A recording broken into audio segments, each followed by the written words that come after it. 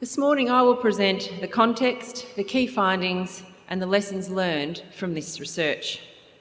As Edwina has mentioned, the Tracking Progress series is, we believe, the first national index of Australia's progress toward a low-carbon economy.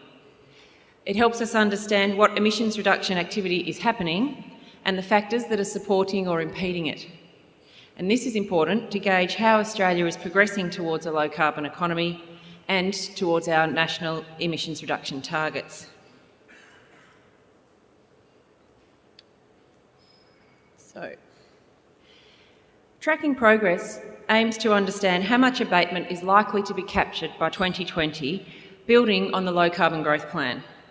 As Edwina has mentioned, in 2010 we published our Low Carbon Growth Plan for Australia, which identified the least cost opportunities to reduce emissions in Australia by 25% in 2020 compared to 2000 levels, and that's the minimum recommended by international scientists for developed economies like Australia. This chart here illustrates what it found, which is that we can achieve such a target in Australia using technologies and activities that are already known, and that in some cases that save money or are at low cost. In short, it can be achieved through energy efficiency, land actions in forestry and agriculture, and a shift to cleaner power. The height of the boxes shows their relative cost in dollars per tonne of carbon dioxide equivalent, so that those above the zero line, that horizontal line there in the chart, need some support to become profitable. Now, the Low Carbon Growth Plan research looked at what could be done in Australia, and this new Tracking Progress research that we'll release today looks at what is being done. We wanted a chance to do a stocktake of evidence, particularly as it's 3 years since we published this research studying the potential in Australia. There's been a lot of activity in the policy and in the economic arena since then. This Tracking Progress research measures the hidden part of the story. We wanted to measure the activity and the drivers, not just the tonnes.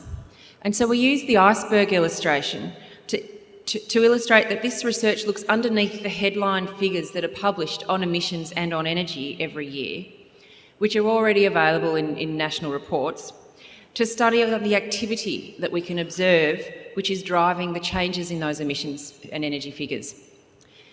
So to look at that activity layer beneath the overall emissions story, this Tracking Progress series provides 5 national progress chapters assessing the progress in power, industry, buildings and land use and waste, as well as an overview report which aggregates the results and compares the progress in the sectors against Australia's national emissions reduction targets. In addition, beneath the activity, we've also studied the drivers of that activity, where possible. We've delved in particular, so I'm up to the bottom layer there. We're studying there are 5 chapters studying the activity, and the 6th chapter delves into the drivers, in particular looking at large industrial energy efficiency and what are the factors that have driven or inhibited that energy efficiency activity to date, and looking at also what are the common features of companies that achieve more energy savings than others. So to the key findings. Australia's transition to a low-carbon economy is underway. This transition is happening across the economy with observable emission reduction activities in all the sectors we studied. And this has not impeded on Australia's economic growth, with growth continuing while emissions reduction activity has in fact accelerated. When we extrapolate out the amount of activity we can observe today, and we've assumed the accepted forecasts of economic growth and only emissions reductions based on the current trends being sustained on what's observable today, we find that observable abatement activity would achieve over 40% of what's needed to reach the minimum bipartisan 5% reduction target. In other words, we're about a quarter of the way through the decade, and we can see a path to over 40% of the abatement needed by 2020 for that minimum target. It also means that if nothing was to change in the current policy or economic settings, then to meet that minimum bipartisan target, we will need international offsets or stronger incentives for local action. In addition, we find that more potential for local action exists. Indeed, it's nearly 3 times more. And this exists in all the sectors that we studied. So the time from now to 2020, in these remaining years of the decade, can be used to identify how to achieve that. To illustrate the key findings, that Australia's transition to a low-carbon economy is underway in all the sectors that we studied. These are the sectors here: the power supply, industry, buildings and land use. And in each of these sectors there is measurable emissions reduction activity. In particular, the evidence from the last 10 years shows we are using less electricity, and fossil fuels provide a smaller share of it in our power supply. In our industry uses less energy and is reducing the emissions per unit of output.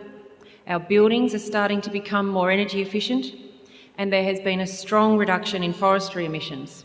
And in fact, the emissions savings from the land sector were large enough to completely offset the emissions growth in the rest of the economy.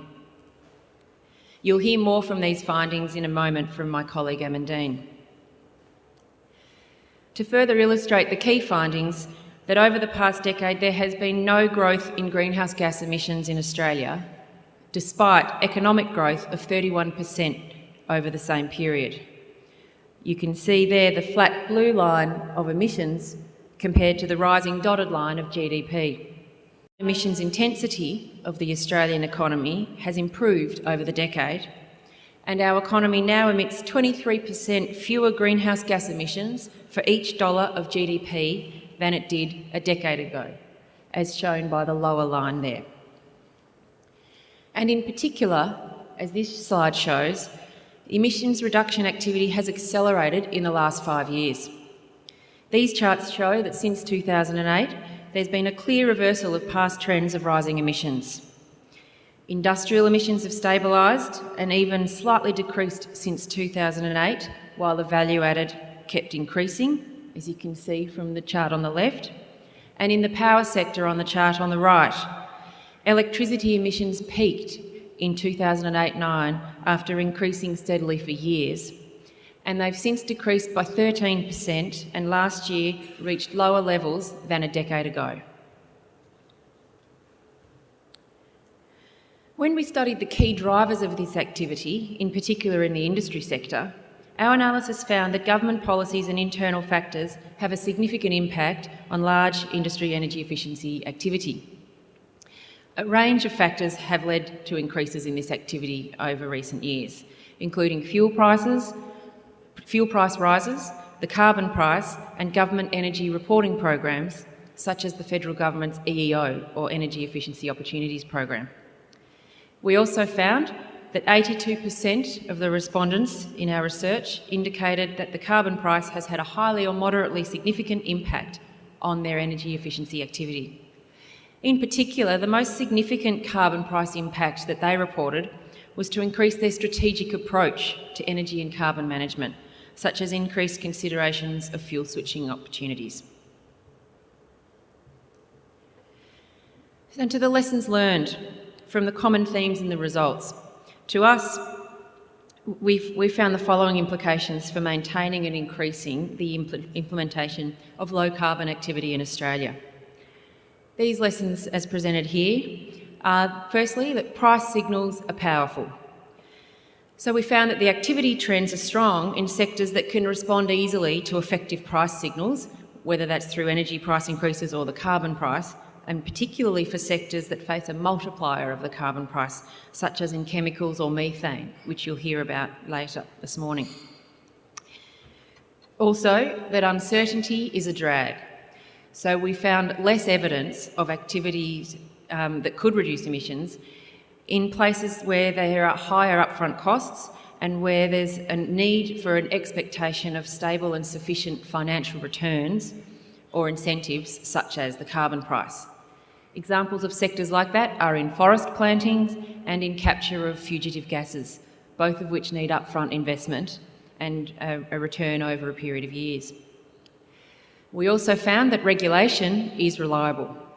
So where regulation sets a minimum standard or a requirement, we found clear evidence in those sectors of steady, ongoing abatement activity that we could bank on in our estimates of what would be there in 2020 against our targets.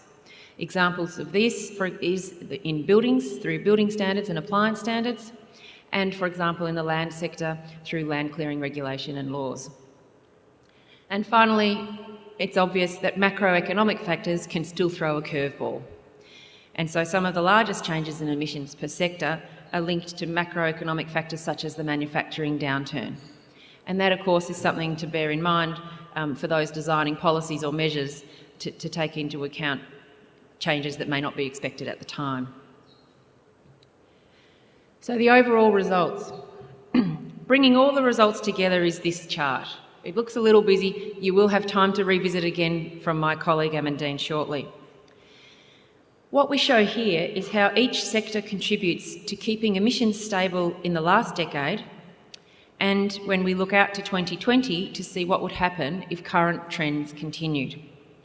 So the first two columns on the left show what emissions were 10 years ago, with the coloured bars representing each of the sectors that we have studied, plus the small remainder that we didn't study, which is primarily transport and a few other small sectors that in total are less than 20% of overall emissions. And you can see there that the next column of 2010-11 emissions, which is the latest year of emissions inventory available on national data, and as those two columns are almost identical in size, in fact 563 in the most recent year compared to 565 million tonnes 10 years ago, we can see there that the national emissions were stable during that decade of economic growth. You can see from the change in the relative size of those coloured subparts that some sectors grew while other sectors reduced. But overall, our emissions were stable. So we then look out to estimate what would the impact of observable abatement be on future emissions. And the first step of that, in the first rising bar, is to show how emissions would change if there was no further abatement activity. So that's if the economy grows, but the emissions per energy used in the economy remain at those 2010-11 levels. In that case, we would see emissions rise by 29%, or 162 million tonnes, and that's the rising bar just next along. Then, however, we show how much abatement would be achieved if the observable projects that we've seen evidence of and the activity continues at recent levels. Now, what we mean by continuing at recent levels is actually exactly on the current settings of today. So that's without assuming that the carbon price rises or that other new breakthroughs in technology might occur. What we've done is look at the activity that we can see right now and assume that it continues at the current momentum without any of those other external changes, because that's obviously all that we can observe today. When we do that, we find that the emissions would be reduced by around 80 million tonnes of carbon dioxide equivalent in each of those sectors as shown in the bars coming down, and that would halve the increase in emissions that would occur from economic growth. Now, this would leave Australia's domestic emissions 14% higher at the end of 2020 than they are today. That's 645 million tonnes. That means that we would need to find a further 108 million tonnes to reach the 5% national reduction target. That's shown by the first downward arrow there. And we would need to find a further 221 million tonnes to reach the 25% target. What this shows is, based on the activity, only on the activity that we can observe today, that Australia would be more than 40% of the way toward the minimum 5% emissions reduction target by 2020 through domestic action alone. So that's before we consider international offsets or other changes in policy that might come in the future. We've also found that there is potential for nearly 3 times more emissions reduction activity than this. And this would enable Australia to achieve a 25% reduction target. with domestic action. And that 25% target is the minimum of the range recommended by international scientists.